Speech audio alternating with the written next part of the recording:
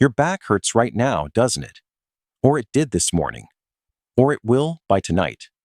Maybe it's a dull ache sitting just below your shoulder blades. Maybe it's a tightness in your lower back that never fully goes away. You've stretched it, iced it, maybe paid someone to crack it, and it comes back. It always comes back. Now here's what nobody tells you. Your ancestors spent their entire lives without chairs, without mattresses, without ergonomic anything. They slept on the ground. They squatted for hours. They carried heavy things across uneven terrain every single day of their lives. And they did not have chronic back pain. So the question isn't, how do you fix your back? The question is, why is it broken in the first place? Back pain is now the single leading cause of disability worldwide. Over 600 million people are living with it at this moment. In the United States alone, Americans spend more than $130 billion every year trying to treat it. More than cancer. More than diabetes. It is the most common reason people miss work. The most common reason people reach for painkillers. And the medical industry's answer, after decades of research, is basically a shrug followed by a prescription. But here's what the research actually shows. Chronic back pain, as we know it, is almost entirely a modern invention. When anthropologists study the skeletal remains of hunter-gatherers, they find something striking. The wear patterns are different. The degeneration is different. Ancient spines show the marks of hard physical use, heavy loads, long distances, repeated physical stress. But they do not show the specific collapse patterns we see in modern humans. The narrowing of the lumbar discs, the forward head position, the flattened lumbar curve that comes from a lifetime of sitting. Researchers studying the Hadza people of Tanzania, one of the last true hunter-gatherer populations on Earth, found something that should have made headlines everywhere. Almost no chronic lower back pain. Despite no beds, no chairs, no physiotherapists, no anti-inflammatory medication. Despite spending their lives doing exactly the kind of physical work that modern doctors tell back pain sufferers to avoid. These are not the marks of a body that was used too hard. They are the marks of a body that was used exactly as intended. The average hunter-gatherer walked between 10 and 16 kilometers every single day. Not on a flat treadmill in a climate-controlled room. On uneven ground. Uphill, downhill. Across rocks and roots and soft earth that shifted under every step. Every surface was different. Every step recruited different muscles. The small stabilizing muscles deep in the spine, the ones that hold everything in alignment, were being trained constantly without anyone calling it exercise. They also squatted, not the gym version. The full deep resting squat, heels flat on the ground, hips below the knees, held for long periods of time while eating, resting, working, talking. In cultures where squatting is still the default resting position, chronic lower back pain is rare. The squat keeps the hips mobile. It lengthens the muscles that tighten when you sit. It maintains the natural curve of the spine that a chair slowly erases.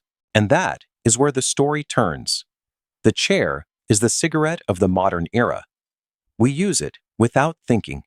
It is in every room, at every meal, in every office, on every vehicle. We have built the entire architecture of modern life around it, and it is quietly destroying the human spine. Here is what a chair actually does to your body. The moment you sit down, the hip flexors shorten. The glutes, the largest and most powerful muscles in the body, the ones designed to stabilize your pelvis and protect your lower back, they switch off entirely. Completely deactivated, your deep spinal stabilizers stop firing because the chair is doing their job for them. Do this for 8 hours a day, 5 days a week, for 30 years. And those muscles don't just weaken. They forget what they are for. Your spine was not designed to hold a seated position. It was designed for movement, for varied load, for the constant small adjustments that happen when you are upright and in motion. The chair locks it into one position for hours at a time. The discs compress, the curve flattens, the muscles atrophy. And then you stand up and wonder why your back hurts. The chair is not the only culprit. The mattress took away the ground. Ancient humans slept on hard, uneven surfaces. The body adapted. The muscles of the back and core stayed engaged even in sleep, making micro-adjustments through the night. Modern mattresses are designed for comfort, not function. They allow the body to sink into a soft surface that offers no resistance and no feedback. The spine sits unsupported for 8 hours, while the muscles that should be maintaining it do nothing. The shoe took away the foot. Ancient humans moved on bare feet or thin-soled coverings that allowed the foot to feel and respond to the ground beneath it. The modern shoe raises the heel, cushions every impact, and removes the sensory feedback the foot was designed to receive. A raised heel tilts the entire body forward. The lower back compensates. The compression begins. Something as simple as the height of your heel is changing the load on your lumbar spine with every step you take. What we have built is a system. The chair, the mattress, the shoe, the desk, the car seat, the couch. Each one designed in isolation to make a single moment more comfortable. Together, they form a complete dismantling of the conditions the human body requires to function.